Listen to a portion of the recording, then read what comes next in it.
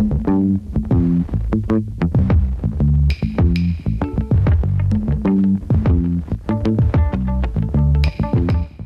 ladies and gentlemen, and welcome back to another episode of the GRCV Hoops podcast. My name is Gavin Campbell. Alongside me, as always, my good friend Ricardo Vargas. I'm excited for another fun episode here. Absolutely. Going to be a fun one because we're going to talk about a bunch of NBA awards as the season's coming to an end. We got a couple weeks left. I think most teams have between 8 and 9 games left in the regular season before we get started with playoff basketball, and we love playoff basketball here at GRCV. And, that's for sure. Looking forward to that coming up here, and definitely doing a few episodes during the NBA playoffs this year. We didn't think that it was going to be that interesting at the beginning of the season, but things are starting to shape up to where I think maybe 4 or 5 teams have a really good shot at making the NBA Finals this year. Oh no, yeah, for sure.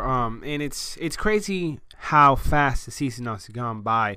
It seems like just yesterday we were just starting this podcast off, and now we're wrapping up the regular season. And just like how you said, it's become an interesting season, and like I'm really not sure who will be in the NBA Finals come June. Yeah, it's gonna be an interesting ride, especially with so many teams getting hot late. I mean, we see the Portland Trailblazers, Damian Lillard, CJ McCollum. I mean, they've really picked it up in the second half of the season since the All-Star break. And if I'm in the Western Conference playoffs, I do not want to see them in the first round, and I really don't want to see them in the second round. Oh, no. With that, you do not want to see them at all. They are just on fire, and they have a history in the playoffs. Remember against Houston, Lillard, that buzzer beater, man, I'll never forget that. It's fun to watch those two guys and the Portland Trailblazers in the playoffs. And I think it's really interesting that it's possible now with all of the injuries that the Golden State Warriors are going through right now. All of their starters out of the lineup. They didn't play last night against the Pacers. They got beat by 11 points. Victor Oladipo had a great game, 24 points, 6 rebounds, 6 assists. Gotta love it. And we already know that it's confirmed by head coach Steve Kerr that Steph Curry will miss the first round of the playoffs. So whoever they get, whether it be Minnesota, whether it be San Antonio, I mean, you got some really interesting storylines coming up because we know Jimmy Butler's going to be coming back for Minnesota, and we still don't know the situation with Kawhi Leonard and the Spurs, but you have to assume that if he comes back, the Warriors are going to have their hands full. I couldn't have said it better myself. Without Curry, it is not certain you go to the NBA Finals. Absolutely not. And with how tough the West is, any team will give you a hard. They're not just going to give you a series that easy. Oh no, I think it's going to be a battle from the very first series. I mean, if you make the Western Conference playoffs, and whoever it is, we know that the Nuggets are trying to get in, the Clippers are trying to get in, and these are teams that it's possible that there is an upset in the first round, and not just an upset from the 4 or 5 perspective. Most likely going to end up being either OKC or New Orleans or something like that. I mean, we could really see one. If Portland ends up getting Utah in the first round, really good offense versus really great defense. We know Damon CJ has been hot. Who's really been hot? That Donovan Mitchell. Ooh. Donovan Mitchell, I wouldn't say a front runner because he's got some competition with Ben Simmons of Philadelphia, but definitely a contender for Rookie of the Year, which we'll get into later. But I think that you have to look out for them because the Jazz have won, I think 25 of their last 28 or 29 games, and they've been on a tear. That is wild coming from them. You would have not expected that in the beginning of the season. No, especially after losing Gordon Hayward in the summer. Yeah, you thought I thought this would be one of the worst teams in the West. Absolutely, and we know that they were on the cusp of maybe I don't want to say getting over the hump, but I mean they made it to the second round after a 7-game series with the Clippers, and they obviously got swept by Golden State. But I mean, when you have a super team like that with those 4 superstars, it's really tough to compete with. We know that the Eastern Conference champs and the Cavaliers could only get 1 game off of them in the finals last year, but we definitely thought that was a team if Gordon was going to stay. You got Rudy Gobert, you had Derek Favors, who was still developing, who's really come into his own this season. Yeah, and then you draft a guy like Donovan Mitchell. You think to yourself, if Gordon Hayward was there, if him and Donovan Mitchell and Rudy Gobert could have been the new big 3 in the West. Another big 3 in the West, OKC, Golden State, and Houston with a duo of Harden and Paul. But it's definitely an interesting thing to think about. Oh no, yeah, you can just think of this stuff all day, and it would have been interesting to see that Hayward and Mitchell, and I think Mitchell was the steal of the draft, and I'm happy he went to Utah, which is Absolutely. a nice organization. It reminds me a lot of San Antonio and how they operate, but And I think a big part of that too is the acquisition of Ricky Rubio and the ball movement. We know that he's a pass first point guard. Never really been a shooter, but I think he's really been a big contributor in the Quinn Snyder offense for Utah. No, for sure, and I think he's had his best season in the NBA so far. I would second that. I think in Minnesota he was never really. When they drafted him, they expected him to do a little bit more, be a little bit more, and he was just never that for them.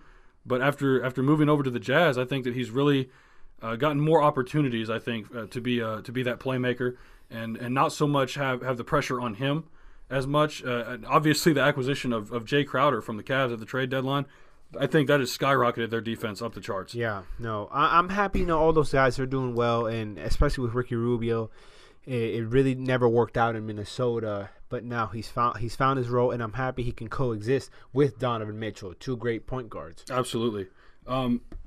Getting on to the NBA awards, though, I mean, with only a few games left, this was an interesting take that I saw earlier in the day. For the past few weeks, maybe even a couple months, I mean, it's been pretty common that unanimous MVP should probably be James Harden. Yeah. He's having an incredible year. The Rockets have won 61 games, and they still have a couple weeks left in the season. I mean, this is probably, if they end up winning the championship, and no disrespect to Hakeem Olajuwon and those guys, but this might be the best Rockets team we've ever seen. I think it's arguable, and they have to be in the conversation. You could still go either way. Yeah, no, for sure. But I just think that, with all the hype that was surrounding him, it was like, okay, he's been snubbed the past couple years. He's come up second in MVP voting, in 2016 and 2017. This year, we got to give it to him. The take I saw this morning was LeBron James deserves MVP. Now, I immediately denounced this. I said, no way. There's no way that James Harden doesn't get this award. But the points that were made were, well, LeBron averages more rebounds, averages more assists. He averages a better field goal percentage of 15% better than James Harden. Now think about that for a second, 15%. We know that LeBron doesn't take as many three-pointers as he does. I'm not even sure that he takes more mid-range jumpers than he does. But to have an effective field goal percentage 15% higher than your opposition that's a pretty steep margin. It is. And no disrespect to James Harden, because I know that he is the majority of the offense, but LeBron James is the Cleveland Cavaliers. Let's be honest. And that's that's not a stat that you can write down. I mean, that's just something you look at the team. And outside of Kevin Love, what other help does he have? You just can't surrounded argue by that. role players. You can't argue that, and I agree with you. Like, I do think James Harden is the MVP this season, just mostly because of the season the Houston Rockets have had, the success, and it's like large in part due to him. He's led the team. He's put the team on his back, right, even with Chris Paul when he wasn't playing. But, of course, stat-wise, LeBron, he's just the ultimate player. And at this age, at this stage in his career, it's just absolutely incredible. But you got to look at that team success, and the Cleveland Cavaliers haven't been as good as the Rockets. And, it is what it is. And I think LeBron has been snubbed multiple years throughout his career. Absolutely. He's been the best player in the league for years and years. I think ever since he took that sorry team that he did in 2007 to the finals against the Spurs, I think that is when he solidified himself as I am the best player in this league. And that's no disrespect to Kobe. Kobe had an incredible season. Was it the first or second time he took the Lakers to the finals with Pau Gasol and Lamar Odom, and that team those were really fun to watch. And Kobe had an incredible season where he averaged over 30 points a game. But insane. You can't compare the two when it comes to playmaking, rebounding, court vision. And that's not to say that Kobe wasn't good at those things, but LeBron is a one-of-a-kind talent. One of a kind, yes. And he's been like this his entire career. And, yeah, I do understand the NBA. Like, you can't give him the award every year. Right. And, that way it's nice, too, because Russell Westbrook, he deserved it last year without a doubt. I believe so. Like, stat-wise and what he did with the Thunder. But it's just crazy how it works. It's just I think that's interesting that you bring up the Russell Westbrook situation last year and him winning Most Valuable Player, because his team didn't win 50 games. Right. Usually we see the MVP either finish first or second in the standings. You win over 50 games. You put up an incredible stat line. Russ had the incredible stat line down because we've never seen anything like that before. Average a triple-double for a season. It's never insane. been done. Well, actually, I think it was done back in the 1960s with Oscar Robertson. But in the modern NBA, I never thought I would see it. No, I didn't think so. No, never. And I think I think the Thunder won 47 or 48 games last year, and I think they got the 4th or 5th seed in the no, they got the 6th seed in the West, and they gave him MVP. The team finished in 6th. I've never seen that before. I've never heard of that before. No. And now people are saying, well, you can't give it to LeBron because this team's 3rd in the East. Well, they gave it to someone that was 6th in the West last year. So I don't think that you can really use that as an argument. You do prove a point. But, you do prove a point. But it's again going back to, what the Rockets have done, winning 60 plus, right, in the superior conference, I think without a doubt. But then I think the other argument that was opposed was, look at the head coach.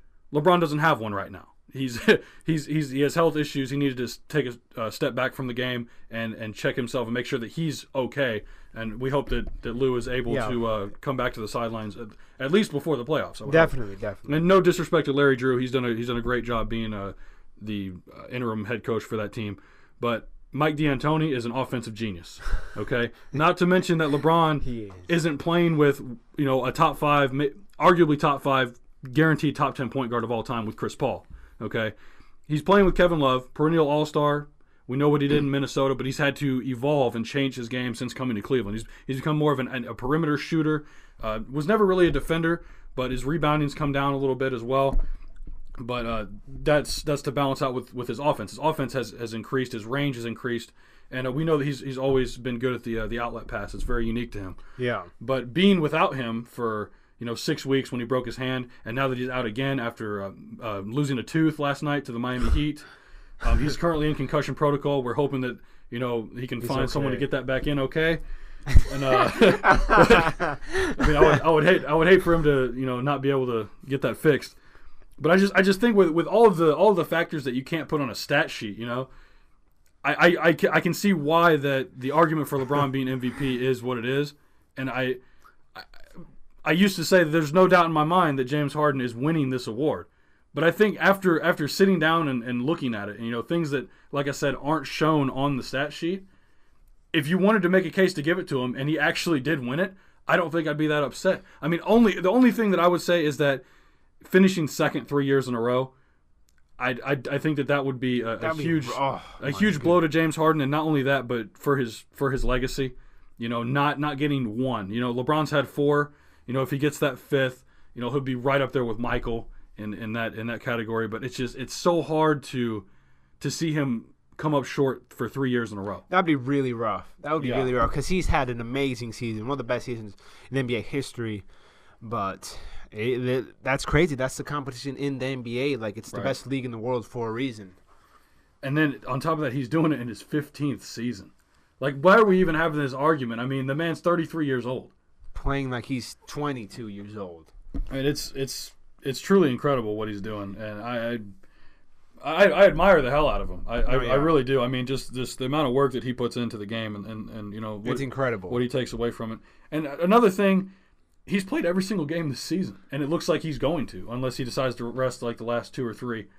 I mean, that's incredible. LeBron hasn't played all 82 games ever. I can't even remember when since he was really young. I think this might be I'm not sure, but this might be the first time he's ever done it. It very well could be. And if it is, that's incredible. Because at his age, I didn't watch basketball till 2011, 2012. So I mean, whatever he did, when he took that team to the finals, got swept by San Antonio. What he did as a rookie. I didn't get to see it. We were kids. Same here. Same here. But if he's done it before, it's been a very long time. Because I know that he never did it in Miami. Did a lot of resting because I know that he got in trouble with the league when there would be primetime games and you're LeBron, Wade, Bosh, you'd all be sitting on the bench. That's not what fans paid for. No, that was a big issue. And it's understandable. A few years ago, absolutely. I remember when I went to the Raptors-Pacers game a couple weeks ago. If Kyle Lowry, DeMar DeRozan, Valanciunas, Victor Oladipo, Miles Turner, if they didn't play. I mean, I paid good money for those tickets. Exactly. It's disappointing. And you don't go to those games to see, and that's no offense to them, but you don't go to watch the bench warmers play. I mean, and no disrespect to them, because I genuinely enjoyed watching the Raptors bench play, because I mean they are the best and most efficient bench in the entire NBA, and not only that they played like it. They played like it that night. Fred VanVleet was very was very fun to watch. And not just him, but Jakob Poeltl. I like to see him come off the bench. DeLon Wright did an excellent job. Pascal Siakam, all those guys. All the guys. They did great. And but just like you said, you do pay the money, the good money, to watch the superstars play. Exactly, and they did not disappoint. Oladipo had a great game. DeRozan had a great game. Lowry had a good game. It was really fun to watch. I was really impressed, actually. Now that I'm on the subject here, Al Jefferson that night. I'm telling you, I have never seen Al Jefferson play as well as he did in probably 3 years. And he came off the bench and put up 20 points and 12 rebounds. I mean, what a guy! He still has it. It was one of the damnedest things I'd ever seen. But I tell you what, it was great to see an old timer like that, because he's so fundamentally sound. I don't think I've ever seen someone with as good a footwork as him since Tim Duncan.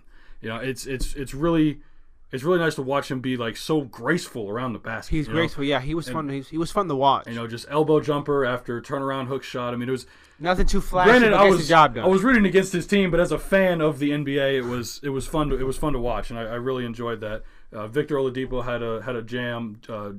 Valanciunas had a dunk. DeRozan had a dunk. It was a great experience. No, that's good. Yeah, no, for sure. Anytime you go to an NBA game, to an NBA game, it's a fun time. And it's always nice when your team wins too. Exactly. But moving on, I don't think that there's anyone else, and tell me if I'm wrong, I don't think there's anyone else that you can really consider an MVP candidate at this point. I know that we had talked about DeMarcus Cousins earlier in the season, and he was having a heck of a year. Absolutely beast. And then Anthony Davis for a while, like he was just on a tear. Absolutely. He still had an amazing season. Has. I think just his team's cooled off a little bit. They're sitting in the 5 seed right now. It's gonna be interesting to see where they finish, because I don't think that anyone wants to play Anthony Davis right now. He's playing like a madman. No, I'd be scared, and it's just insane how good he is.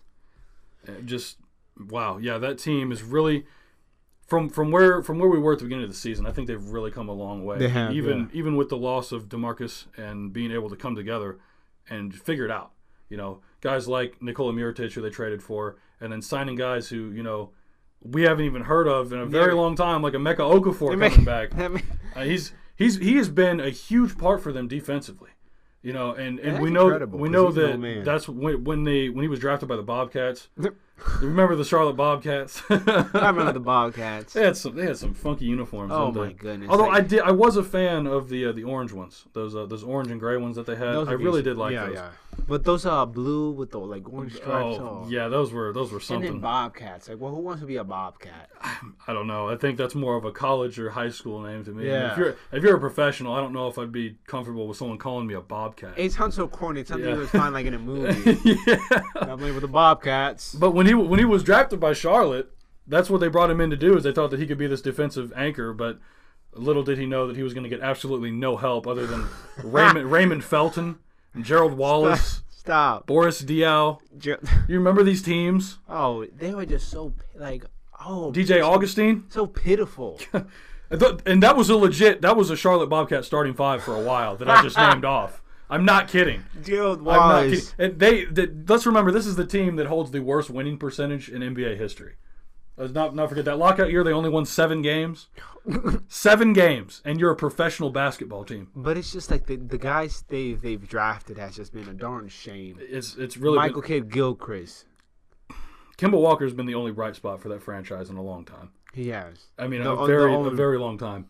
And you have to wonder at some point, is Michael Jordan going to get him some help in the executive office? Because, I mean, first it was, when he was with the Wizards, Kwame Brown, and then you drafted Emeka Okafor. Let's not forget about Adam Morrison when he was drafted out of Gonzaga. Signing Lance Stevenson. Lance. Thinking he was going to be something. Signing Lance to what? It was well over $10 million. I think it was $17 million a year. It was a 3-year deal with Charlotte. And then Malik Monk drafting he's still a rookie and I can't jump to conclusions, but it's not looking like a very good move. We had really high hopes for him at the beginning of the season, because he was shot lights out at Kentucky. He did. And I'm really not sure what happened, if it was moving the line back 4 or 5 feet that just threw him off. But you would think at this point that he would shoot better than a low 30 percentage being you're labeled a sharpshooter. A sharpshooter, exactly. Like I would have thought he better game, but it is what it is. The Hornets. I just wish him the best. And like the Dwight Howard signing wasn't bad. No, he did that 30-30 game that he had the other night. That was crazy. That was something that we hadn't seen, since the Orlando days. I mean, that was a turning back of the clock of what Dwight Howard was capable of, and proved why he should be in the Hall of Fame. Okay, I hate that argument that people say, "Oh no, Dwight, no, he's not good enough. No, he's a crybaby. He doesn't work hard." But let me tell you what. No, I'm not going to tell you what because I don't have time to get into it right now. But I'd gone over it a few weeks ago, and this 3-time Defensive Player of the Year took the Orlando Magic to the NBA Finals. He has their only Finals win in franchise history. Not even Shaq has that. He's like we said, he deserves to be in the Hall of Fame, and you have to be good to getting 30 games. Absolutely, Absolutely. And Kevin Love. I mean, he's had I think he had a 40-something point game with 25 rebounds, but he's never had 30 and 30. No, he's gotten close, but it's really hard to do that because we see a perennial All-Star like that get close.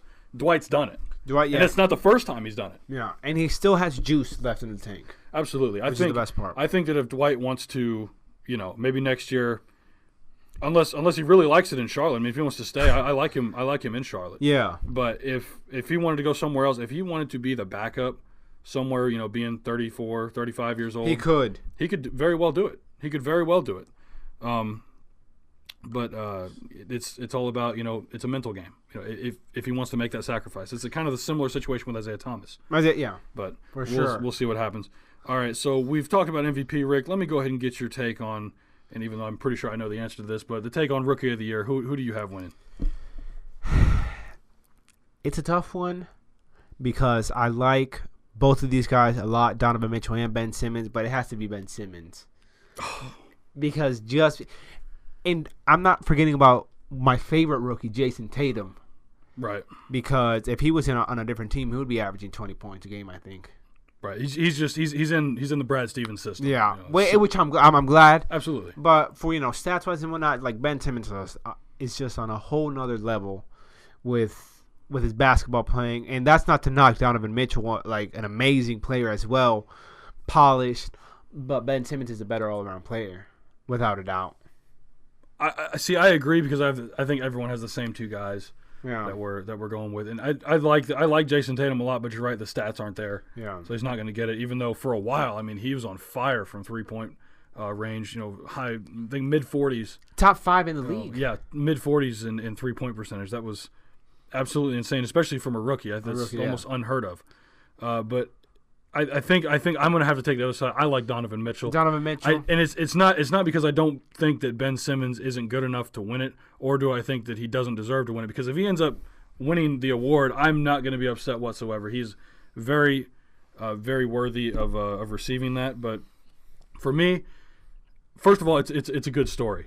I think it would cap off an amazing season, not only for him but for Utah in general, because it looks like that they're going to make the playoffs. Yeah, and I think that would also be a good motivational boost for him.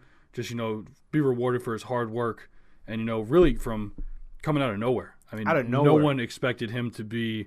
I mean, I'm sure there were a handful of people expecting him to be good. Yeah. But first of all, not this soon, and not at the level that he's playing at right now. Not Rookie of the Year type stuff. No, and high level Rookie of the Year, like these aren't. No. Leading a team as a rookie is no easy task. Right, and it's I think what's really fantastic about the Utah Jazz is the way that they've been able to embrace this young man and say, "That's awesome. You're our guy." Yeah. I mean, when you have guys like Rudy Gobert, Ricky Rubio, Jae Crowder, Derek Favors, even coaches, like they don't want to just put so much responsibility on a young guy. Right, and the confidence that Coach Snyder has in Donovan Mitchell and saying, you can do this. Like, we entrust you to go make this shot. We entrust you to make the right decision. And being 20 years old, that is absolutely insane. But that just shows you the kind of character that Mitchell has. Who he is as not only a player but a person. Yeah. And we saw him in All-Star Weekend when he did the Rising Stars game, where he absolutely put on a show. And then the dunk contest was more of the same. Yep. He was in. And he's a high character guy.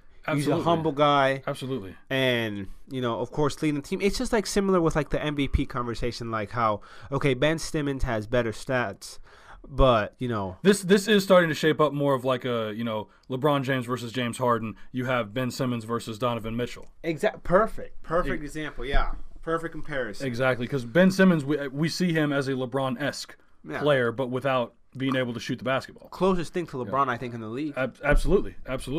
And then we have Donovan Mitchell, who, really, if you take a look at it, he doesn't have the handles like Harden does, but you can see where the similarities come into play. Yeah. I think he's a little bit more athletic, and I think James Harden is a little bit more quicker, able to, get his own shot a little bit better than Mitchell. But I think Mitchell is able. Exactly. I think Mitchell is able to overpower his opponent. And you wouldn't think that, him being like 6'4", 6'5". Yeah, no.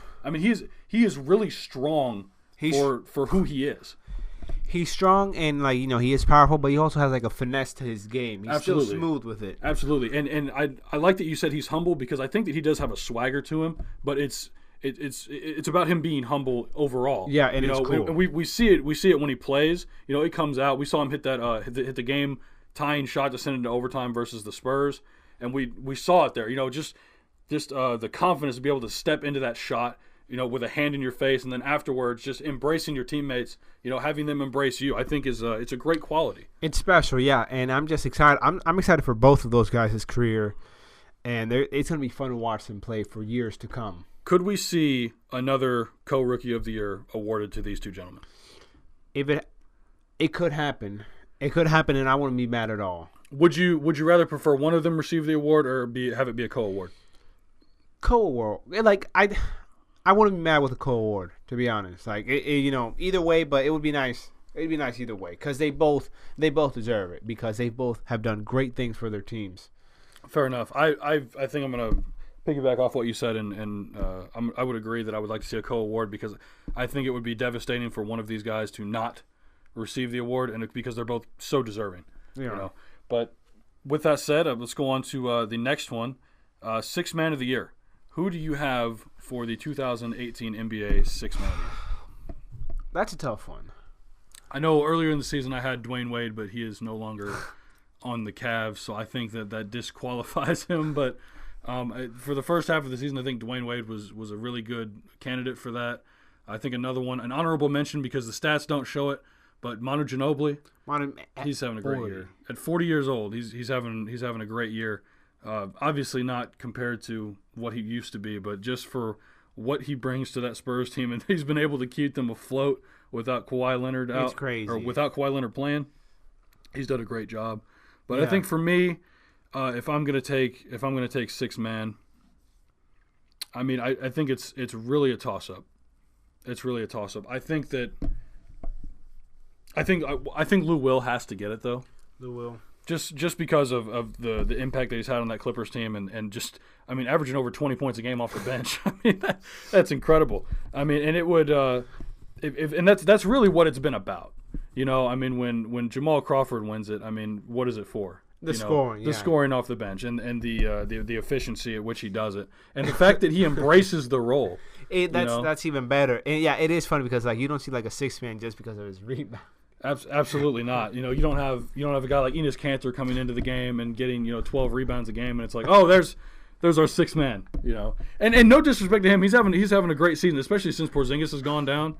He's been playing really well, and even though the Knicks aren't winning games, I'm really happy to see him doing well, not just because he's on my fantasy team, but yeah, no. Well, anyway, getting back to getting back to Lou Williams.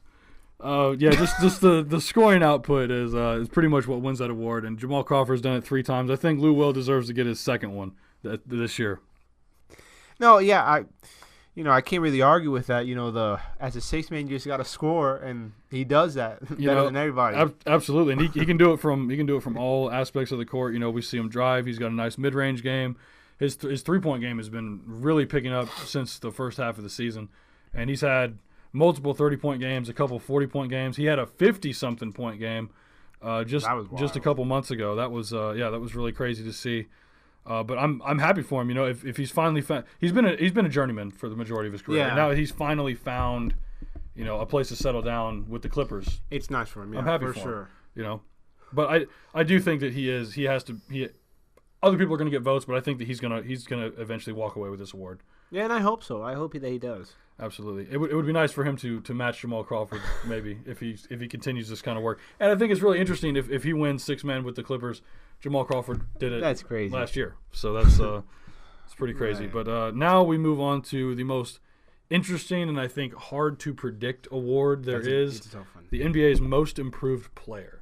Now I have an idea of who I think that you're going to say, and I think that we're going to be in agreement on this one. But who do you think is the NBA's Most Improved Player? Okay, I got 2 obvious ones. Mm-hmm. For sure, it's going to be Spencer Dinwiddie Okay, yep. and Victor Oladipo. That's what I was waiting for. So I know that ever since he got traded to Indiana, you know, the beginning of the year, the first month, I mean, he just absolutely exploded onto the scene. You know, he literally became an all-star this year. yeah, out of really nowhere. Because when he was in OKC, we thought that, you know, He was a disappointment. what he was able to do in Orlando, we saw flashes of greatness, and then that was just suppressed even more behind Russell Westbrook when he got to OKC. And yes, exactly. And like with the Magic, he was a good player, but nothing like we're seeing now. No. We saw flash of potential, but it wasn't consistent. And I think it's because of that Orlando system. But now it's crazy how he's what the player he's become. Yeah, he to go from, you know, third option to all-star. On you know, your own, it's your team. Your team, the Indiana yeah. Pacers is his team, and I truly think that he'll end up with this award. But I'm glad that you brought up Spencer Dinwiddie, because that guy He went from Wow. 0 to hero for the Nets team real quick. yes. Because we also know that he won the NBA Skills Challenge in All-Star Weekend, and I don't think anyone expected that to happen. No. But we know that anyone can win that. And I think that is the first thing the Brooklyn Nets have won since Jason Kidd, Vince Carter. I mean, no, I'm joking. The Kevin Garnett and Paul Pierce Nets were fun for a couple years, but I mean that is the worst trade ever, the worst trade in NBA history by far, I believe. But getting back to Spencer Dinwiddie, just to, you know, go from being, you know, a bench warmer in Detroit for the Pistons to going to Brooklyn and being a starter, you know, stepping in for D'Angelo Russell when he went down with that knee injury and playing very, very well. I think like for a little bit he was like playing better than what D'Angelo Russell was playing in the beginning of the season. He was like he was. I mean, he stepped in and he had some double games. He had a couple 20 and 10 games. Yeah, and I would never have expected that from him, especially with the players on there. And no disrespect to Brooklyn, but they're just not very good right now. You know, they're really young with, you know, guys like Hollis Jefferson and their rookie center that Jared Allen they just picked up. They have a future though, because absolutely Russell and Dinwiddie, that's a duo. That could definitely be a backcourt for the future, depending on how Dinwiddie's summer goes and if Brooklyn's willing to extend his contract, which I hope they do. I would hope that they would as well, because I think that him and Russell could grow together, and if they can get Allen to become you know, a solid big man for them, if they can get Hollis Jefferson and Karis LeVert, if they can they can re-sign Damari Carroll, and then, or actually I think there's one more year left on his deal, but if they can keep him around, I think he's a good veteran for that locker room. And Alan Crabb, I think they need to move that contract if they can. Yeah, but I really think that him and Mozgov's contracts is the only thing wrong with that team, because after this year, I think that they think the Nets have their pick next year. Do they? Yes, they do. They'll finally have their pick back, and I think they have a bright future. That's going to be a huge relief for them. Yeah, oh, absolutely. I'd be happy if I was Brooklyn, but no, they do have a bright future with all those guys. Karis LeVert, Dinwiddie, all of them have bright futures, and also future all-stars for a few, like Russell for sure. And I thought that, you know, if he didn't get injured this year, that he would have had a really good chance to get it, because I think he's averaging 17, 18 points this year. I really thought, and I didn't think that Victor Oladipo was going to have this outbreak of a season. Neither did I. And I think that if he doesn't, you know, we don't get to see that, and maybe if Russell doesn't get hurt, then he gets that extra spot. But, you know, we'll have to see how All-Star voting goes in the future, because I know they changed it this year with the whole team captains and stuff. God, I hope it's televised next year. It better be, which I think they will, because, you know, they got a lot of feedback from it. If the NBA likes money, they'll go ahead and televise that, because I'll be watching. Yeah, same here. So, But one last person Yeah. that I think for the most improved player, Giannis, the Greek freak. I think that you could consider him, absolutely. But I think after the season he had last year and winning it, I don't think that they'll give it to him again, even though he has improved quite a bit. I thought another candidate that will not get consideration because of his injury is Kristaps Porzingis. I thought that he had a breakout season this year. He improved. But, oh, man, to see him go down with that ACL injury. It's rough. That was really bad because I thought the Knicks had a good chance to maybe get that 8 seed if he doesn't go down. But that just means that this year, I know I talked about it earlier, I wanted the Knicks to tank. Because if they can get another star, if they can get into, the top 8 and get themselves, anyone that slips in the draft, whether it be, a Michael Porter Jr. or, someone along those lines. I mean, even where they're at right now, I mean, if they can end up with, a Kevin Knox or Colin Sexton or something like that, just a really solid player that's NBA ready that can come in, with Porzingis. And let's not forget about Trey Burke. We can't forget about that guy. After the game he had. Wow, he had a game against I would never expect that. No. And he's small. No, and I think coming out of Michigan, I think people thought that he could be what he is doing for the Knicks right now. Right now, yeah. And I think that it just took going through some growing pains, Yeah. Playing in the D League, getting cut, kind of realizing who you are, kind of coming into your own. And I think he's done a really good job accepting that, yeah. And hopefully he has a spot on this Knicks team with all these point guards. I mean, there's Frank Ntilikina, I think is how you say his name. And then, not to mention, they traded for Manuel Mudiay. So we'll have to see how their have to see how the rotation goes. Not to mention Jarrett Jack is still on that team. Exactly. So, solid veteran. Absolutely, we'll have to see how that plays out. But he's been good. I don't think he'll get it, but had he played more games for New York this season, I think he could have definitely got it because he has been exploding right now. And he's so fun to watch. And one guy that I just want to mention, and I know he's not going to win it, but he's another guy for the Knicks. He's been having a really good year. Michael Beasley.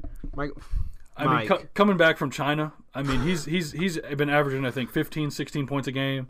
This is a guy that when he was on the Milwaukee Bucks, I mean, he was really good for a couple of years. When he was with the Timberwolves, he was even better. But with Milwaukee, averaging 7, 8 points a game. Went to Houston, played okay. Went to China, came back, and now he's back to not quite Minnesota Michael Beasley, but he's back, and I'm happy to see that. Yeah, no, same here. I'm happy to see that he's good. He's healthy, happy, and that's just crazy. Going from China to playing in the best league, absolutely, in the world again. Absolutely. But talking about overseas, there's a couple guys in this upcoming draft, and that are from overseas, and not to mention that the amount of talent just from the United States that's coming in to the draft this year is incredible. This is probably going to be one of the best drafts in a while in recent memory. I can say that much. I don't know if it'll be top 10. I think if it plays out, we'll debate that. But there is definitely some talent here that we've seen. I think that's comparable to drafts such as 2003. When LeBron James came in, Chris Bosh, Dwayne Wade, Carmelo Anthony. I think that there are those type of players in this upcoming draft. Guys like DeAndre Ayton, Marvin Bagley, Michael Porter Jr., Luka Doncic. I just think that these guys have the potential to make this draft class one of the best that we've seen. I will have to agree. Like, the amount of talent is just incredible, and especially with the big men. Absolutely. I don't remember seeing this many good big men in a while. No, and it's interesting to see all of the big men that are coming in that are so talented and versatile, right? Because the game seems to be getting smaller and moving away from the traditional big man position. But when you have guys like DeAndre Ayton and Marvin Bagley, I mean, these guys are they're so quick and so big that you can't pass them up. All these teams that want to go to the small ball, kind of copy the Golden State Warriors, Houston Rockets system. They're guys like DeAndre Ayton and Marvin Bagley. You can't pass them up. They're too talented. You can't. Yeah, with the amount of talent and their size and how the NBA is right now, they could be incredibly valuable. Absolutely. Now, I do want to. Well, we want to run through the one of these mock drafts from NBADraft.net, and this is from today, March. I'm sorry, it's not from today. This is from March 26th. Today is March 28th, I believe. So this is from a couple days ago But it hasn't been updated. But more or less, this is how the draft order would be. We went in and checked it before we started the show, and a couple teams have moved around, but for the most part, it's in the order if teams don't jump up into the top 3 through the lottery system. So as it stands, the top 10 teams would be the Phoenix Suns, and this is in order: the Phoenix Suns, Memphis Grizzlies, Atlanta Hawks, Orlando Magic, Dallas Mavericks, Sacramento Kings, the Brooklyn Nets, who would then give up their draft pick to the Cleveland Cavaliers, the Chicago Bulls, the New York Knicks, and the Charlotte Hornets. Now, in this mock draft, they have DeAndre Ayton going number 1 overall to Phoenix. Rick, do you think this is a good move for Phoenix? If I'm Phoenix, it's a safe draft. I think it's a safe pick getting DeAndre Ayton with with the season he had at Arizona and the need for a big man. They need a big man. Absolutely. And I don't think you can go wrong. This guy's just way too talented. Right, because Tyson Chandler's not going to cut it anymore. Like you said earlier before we started the show, Marquise Chris has been really underwhelming, if anything, this year. Dragon Bender, we thought that he was going to be an answer. He has really been quiet ever since being drafted. The Suns don't really have that big man. Alex Lynn has had flashes of potential, but nothing that you would put all your eggs in one basket for. No. But I think that this would be probably their best move if they weren't going to take Marvin Bagley, because to me Marvin Bagley is the best player in this draft. He is. To me. He is. He plays power forward, but I do think that he's capable of playing small forward at 6'10", 6'11". DeAndre Ayton at 7 feet, 7'1". That's a big man. He reminds me of Joel Embiid before when Joel Embiid when he played at Kansas. Maybe a little stronger, but Joel has more finesse to him. He does. And especially that stroke. We haven't seen a big man with that kind of shot, I don't think, ever. Just the way that he when he lets it go from the top of the key or the corner, it just looks so smooth. Especially coming from a guy that's 7 feet 2.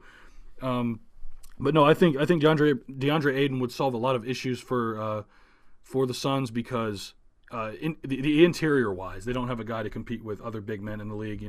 When you go up against the Pelicans, they don't have an answer for Cousins or Davis. If you're going up against Giannis when he's in the paint, they don't have an answer for him. It's tough. But I think with Ayton, what they would be able to do is establish an inside game for Devin Booker that would open up him on the perimeter, as well as guys like T.J. Warren who shoot the 3 ball pretty well. Not to mention Elfrid Payton being able to utilize his playmaking ability. And instead of not just passing it out to the wing because you don't have big men sufficient inside. big men, right? I think that's another option for them, and not to mention that he can just be so dominant. I think if anyone's NBA ready in this draft, it's him. Yeah, no, and with his body, and even if it's to provide defense, mostly, you still have to take that, and that's just still so good. And he will have to learn how to shoot at least a mid range. Absolutely. At a good level because, like in the NBA today, all these big men are shooting. Right. They're even shooting threes.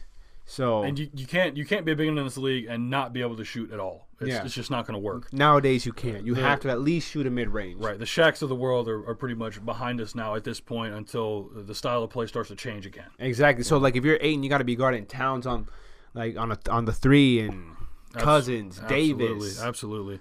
But moving on to the second pick, Memphis Grizzlies, they have taken Marvin Bagley from Duke.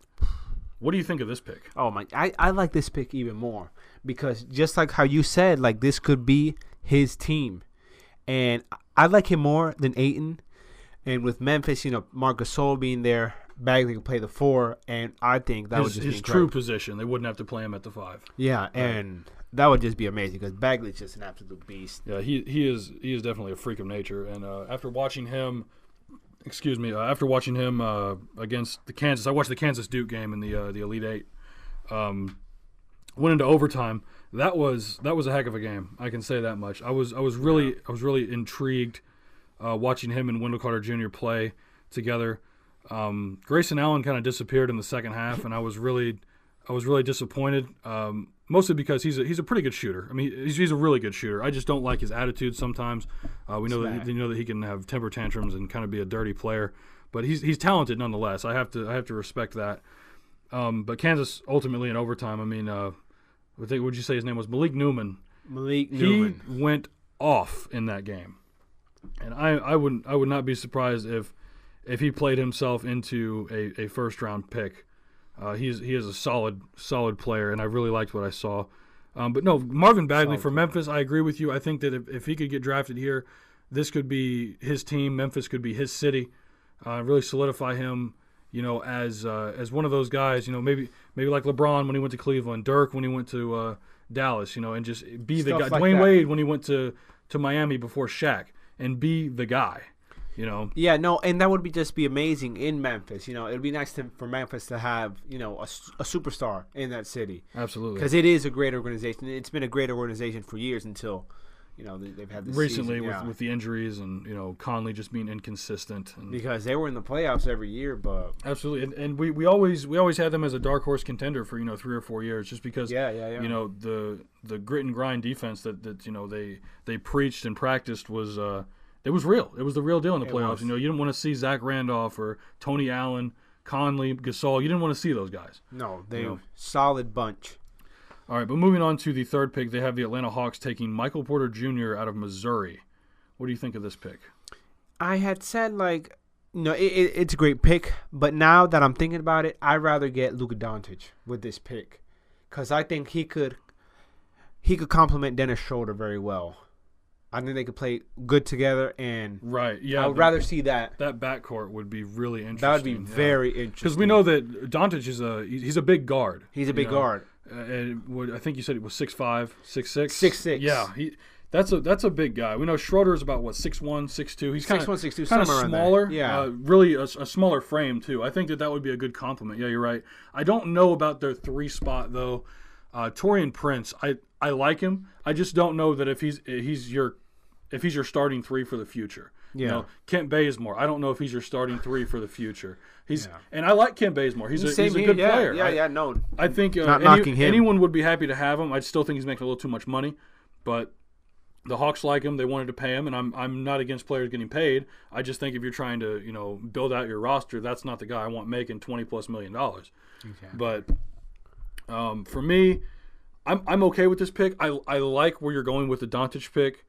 I just don't know because I think if you think about it, this league is dominated by small forwards, and if Michael Porter Jr. is who I think he can be, which is an all-star minimum. If you think about all the great teams that have won championships, Kevin Durant, LeBron James, I mean they all have something in common, and that they have a great small forward. I mean even if you go back in the day, Larry Bird played the 3. They won 3 titles. You have guys. Dominique Wilkins, another great small forward. Right, and never won, but won it all, but still consistently in the playoffs, pushing, fighting, grinding. Pushing guys like Michael Jordan, Larry Bird, those guys, the Detroit Pistons. But I think that to me, that's the most important position in today's game. I think right after you have, a solid guard, whether it be a 1 or a 2, which is why I can see why Doncic would be a good choice here. But then that brings me to our 4th pick. They had the Hawks taking Michael Porter Jr. Now they have at number 4 the Orlando Magic taking Luka Doncic out of Slovenia. So if this does in fact happen, he slips to the 4 spot. How do you think this plays out in Orlando? I really would not like that because I'm very interested to see Luka Doncic in the league. I want to see how he develops, and I don't think in Orlando it would be a good situation because just based on what we've seen from that, man, Mario Hezonja, for an example, right. Elfrid Payton, Jonathan Isaac, Victor Oladipo. It's not their fault. I think it's their system. You're right. Yeah, for sure. It's just I don't know if the atmosphere in Orlando, the front office, the way that they handle. Because these are great players. Exactly. The way they handle their personnel, I think that, if they're going to do something, they need to get a clean sweep. And we can even go back to the first days of getting Shaq, Penny Hardaway. Even when Dwight Howard was there, they ran him out of town. So it's Shaq, yeah, exactly. And with Shaq, and the only bright spot is Aaron Gordon. Right. I think that they need to do something organizational. And I think if you're a player, not that you don't want to get drafted, I just don't think that you want the Magic taking you unless you think you can handle your own. Exactly, yeah. And moving on to number 5, the Dallas Mavericks. This is an interesting choice, I think, because I don't know if Dirk is going to retire this year or not. They have the Dallas Mavericks taking Mohamed Bamba out of Texas. 7-foot center. Oh my God. What do you make of this choice? This is, I think, a great choice for them because Mo Bamba, like similar to DeAndre Ayton, huge, powerful big man that we need in the league. Mm-hmm. And Dallas couldn't go wrong with this one, I think. Yeah, I'm looking at it, and I'm just curious of what their big man situation is because they have Dwight Powell and they have Nerlens Noel. Oh. And I know that either of them haven't really been fantastic, but they've shared minutes this season. And I don't know what Dallas's direction is because they have, Yogi Ferrell, they have Dennis Smith Jr. I think their backcourt's solid. I mean, even Harrison Barnes, he's a really good player. I just don't think he's a great player. No, I'd rather see Michael Porter Jr. go to Dallas. Right. If he can slip in the draft that far, depending on, what the Hawks want to do. I mean, even if we go back here and look, I mean, say the Hawks end up picking say Phoenix ends up taking Marvin Bagley, Memphis doesn't want a big man, and they end up taking Luka Doncic, and then, I would really like that. I think it's just crazy to see like how this plays out because I mean, if that's the crazy thing about mock drafts is that if one thing doesn't go your way, then the rest of your draft is messed up because someone else is going somewhere else. Exactly. Like these are never going to be right 100% accurate. But it's definitely fun to pick. But I think Bamba going there, if they're going to not bring Noel back, I think then you go ahead and give him minutes and let him grow with Dennis Smith, with Yogi Ferrell, with Harrison Barnes. Harrison Barnes is still young. He's still young. Yeah. He's in his late 20s, but he's not at the absolute prime of his career yet, and I still think there's room for improvement. But I think this is a safe choice because at Texas he's obviously talented, but he needs to definitely develop the jump shot. But defensively, he's a beast. I still don't know if he's better than Aiden, but definitely at this point, if those guys are off the board, this is a safe choice. If you're not going to take him, I think Wendell Carter Jr. is an option. That's a good option on for the board. Sure. Yeah, like depending on who Dallas gets, they will have to develop them a little bit more. Unlike Marvin Bagley. Mm-hmm. Exactly. Moving on to number 6, the Sacramento Kings. They have taken Jaren Jackson Jr. from Michigan State. Power forward. I only got to see him play once this year, and it was not in the tournament. So I actually think it was in the Big Ten tournament playing Michigan that I saw him play. Don't really know too much about him, but I mean, if he's up there for a reason because I haven't seen him. I have not seen him play, but I can't say much on him. Right. If they have him going in the top 6, then he's got to be talented. And yeah, for sure. I just don't know about Sacramento taking another big man. Because Harry Giles is going to come back next year. We haven't seen him play yet. Willie Cauley-Stein's been playing great. Skal Labissiere. I'm just not sure if they want another power forward. I would like to see them get another guard, put alongside De'Aaron Fox. That would be nice. Yep. Fox was a good pick. Absolutely. Moving on to number 7. The Brooklyn Nets give up their pick to the Cleveland Cavaliers, and they have the Cavs taking Wendell Carter Jr. I love that. Now, I really like this pick, and I really don't have much else to say about it because the Cavs need a center, and I really like Wendell Carter Jr. So, I mean, if they're going to take him, put him with LeBron, he'll grow, and he'll be a great player in this league. I mean, that's really all there is to it. He could be like a steal of the draft. Absolutely. Type of player. Absolutely. I don't know how much a steal you can get at number 7. Yeah, but I think if you're going to draft someone in the lottery, I think this could absolutely be a steal. Yes. Yeah. Number 7 is great. The one question I have is, do you think the Cavs trade this pick? That could. I see that. I could see that happening. I mean, that's the one question I have because I mean, depending on where it lands, especially if the Nets somehow start winning games and they finish outside the top 8 or top 9. I would highly consider trading this pick because I mean the really good players, unless you're going to get diamond in the rough like Donovan Mitchell. I'm looking to get something else. Yeah, for sure. But number 8, the Chicago Bulls. This one I really don't agree with, but they have the Chicago Bulls taking Trae Young out of Oklahoma. To me, Trae Young is not ready for the NBA, but he's already declared. So I mean, if you're going to take that kind of risk on him, I mean, I would wait until maybe late first, early second to go ahead and take a shot at him because I just think he's really inconsistent, and we saw teams in college shut him down. I mean, teams in college, yeah. They figured him out. Like you said earlier in the show, the second half of the season, they just figured it out, and he wasn't able to play his game. And if that's happening in college, I don't want to imagine the NBA. Yeah, because just first of all, the level of play has escalated. Not to mention that guys are these are grown men. Grown, perfect, the best in the world. Absolutely. The best players in the world play in the NBA, and I just don't think that he's NBA ready. I understand that people compare him to Steph Curry. Steph Curry's a one-generation player. Yeah. I'm not going to get another one. Now, the comparisons are nice, but I just don't think he's ready. And if he wants to prove me wrong, he can go right ahead. But I just don't think he's ready for it. No, I agree with you on that one. If I were Chicago, I would trade the pick. Yes, I agree with that. Either that, if Colin Sexton's still there, I want Chicago to take Colin Sexton. I want to see him and Chris Dunn in the backcourt because Colin Sexton is he has a Russell Westbrook type mentality, and I think that his drive is just incredible. We saw what he did at Alabama, put that team on his back, and I think Chris Dunn being defensive minded. That's a great duo. Not to mention Zach LaVine. Maybe push Zach to the 3. I know he's a little short, but he might be able to work out. I'm not sure. Maybe interchange those 3 guys. Kind of a Phoenix Suns type situation. That would, if they can make it work, that would be interesting to see. Absolutely. But speaking of Colin Sexton, they have the New York Knicks taking him at number 9. How do you feel about this? I really don't like that one because they have Frank, which I think they can develop into a great player. Absolutely. And they have Trey Burke, and if he keeps playing the way he's playing, that's a solid player. They don't need another point guard. They don't need another point guard. And then Moody, I just do not like. Right. I'm sorry, nothing against him, but right. I'm sorry, he's had enough just opportunities. He's had enough opportunities. He went to New York. He could have made that his job. Absolutely. But he had the chance in Denver. Yeah, and not to mention Jarrett Jack. They have 3-point guards on the roster already. Exactly. Jarrett Jack, a solid role player, veteran. He's a great veteran player. So, But to take a 4th point guard, I mean... No, really, please, no. Too many. That's too many for the roster. I mean, I'm just not sure. I would like to see him go to Chicago. That'd be cool. But this pick is really interesting, though. For the last one we're going to talk about, at the 10 spot, we have the Charlotte Hornets taking Kevin Knox out of Kentucky. I really don't know about that one. You don't know? I mean... Because they have MKG as their small forward right now. Yeah, that is true. But I do like Kevin Knox and all that. But knowing Charlotte's history in the draft and Kevin Knox not being that eye opening, right. Then again, all the great players are gone by this time. Right, he's a really good player. I think he's a safe pick, but I don't think that you're getting someone with major potential. No, and that could very well be wrong. But just from what I saw and what I seen.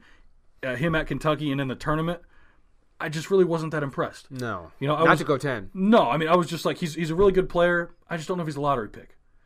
First round pick, not a lottery pick. That's just I feel like I could find someone more like his teammate was I can't pronounce his name. I can't pronounce his name. The guy, he has 2 last names. Alexander Shea. Yeah, Alexander, that guy. I watched him play in the tournament. Really impressed with his solid, game. Yes. No, for sure. But to be honest, I like Miles Bridges at 10. Miles Bridges. I could see that. Because he's is he a small forward or is he a shooting guard? Small forward. Okay, yeah. He's one of the Clippers. Yeah, 6'7". Okay, yeah, because that's the guy that I did watch at Michigan State, which is why I was confused as to why Jaren Jackson Jr. was going 6th. Because I thought Miles Bridges was the guy. And to see him go in the top 10, I was really confused. I was like, well, where's Miles Bridges at? Yeah. But no, that's fair. That's fair. There's a lot of guys in here that I would really like to see go. And then one of these guys after 10, they could be, like a Donovan Mitchell. There's always that one steal later in the draft. I think one thing I want to touch on that's really interesting is they have the Minnesota Timberwolves taking Grayson Allen at 24. I'm just not sure if he can mature. I would go ahead and take him, but it's one of those. It's one of those that you're taking a risk. It's kind of like a Jahlil Okafor situation. Yeah, you take him because he's really talented, but you have to get the baggage that comes along with it. We saw the TMZ video of him fighting a guy outside a nightclub. You don't want those kinds of things. This guy, I'm not talking about off the court stuff. It's the on the court stuff that I'm worried about. Yeah, the tripping dirty guys. Play, yeah, talking trash. And yes, I don't like players like that. We don't need another Draymond Green. We don't. And there's no disrespect to Draymond Green because he's a talented guy. He's a really good player, but the antics need to stop. No kicking people in the crotch. All that stuff. Stop. No, you don't need to get 20 technicals in a season. Just knock it off. Seriously, man. But that's going to go ahead and wrap it up for us here at GRCV Hoops. We really hope you guys enjoyed today's episode, and we're really looking forward to, talking about NBA playoffs as they creep up on us here pretty soon. It's going to be a lot of fun to watch these playoffs, and I'm excited to talk about it with you. Absolutely. But, again, we hope you enjoy. Go ahead and follow us on our social media, and we'll see you for the next episode. Take care and have a good week.